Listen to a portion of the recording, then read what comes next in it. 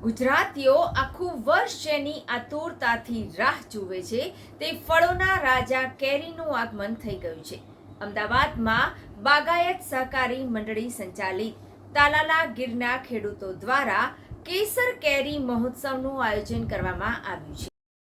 ગુજરાતમાં કદાચ એવી કોઈ વ્યક્તિ નહીં હોય કે જેને કેરીનો સ્વાદ પસંદ ન હોય।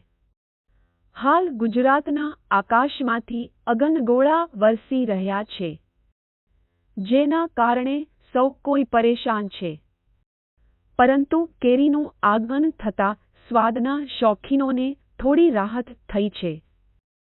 અમદાવાદના બજારમાં ખેડૂતો દ્વારા સીધું વેચાણ શરૂ કરવામાં આવ્યું છે। ગુજરાતનું ગૌરવ સમ્માને ગીરની કેસર કેરી અમદાવાદ અને બીજા અન્ય શહેરો સુધી પહોંચે એ માટે સરકાર અને ખેડૂતનો આ સામૂહિક પ્રયાસ છે।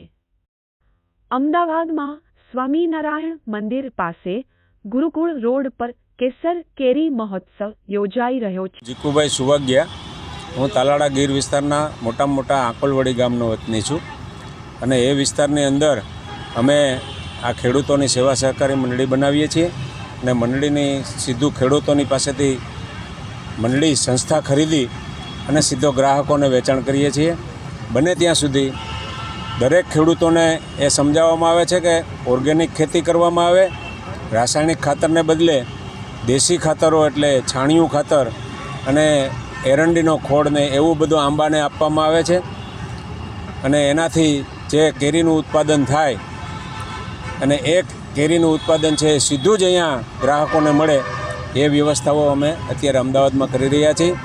છેલ્લી આ વ્યવસ્થાઓ અમે 10 વર્ષથી કરીએ છીએ અને એને કારણે દલાલો જે લોકો હોય છે એની 10 કે 20% દલાલી જતી હોય છે, એ દલાલીનો ફાયદો થાય, એ સીધો જ ગ્રાહકોને ફાયદો મળે અને ક્વોલિટી અને ક્વોન્ટિટી જળવાય એ રીતે અમે આ આયોજન કરીએ છીએ।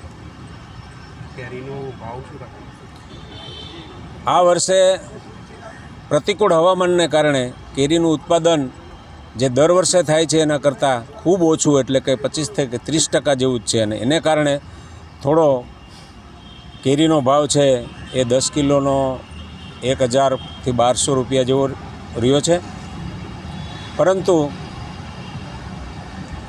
ખેડૂતોને આ વર્ષે થોડી નુકસાની પણ રહી છે, એમ છતાંય ગ્રાહકોને જેટલો વધુમાં વધુ સંતોષ મળે એ રીતે અમે પ્રયત્નો કરીએ છીએ।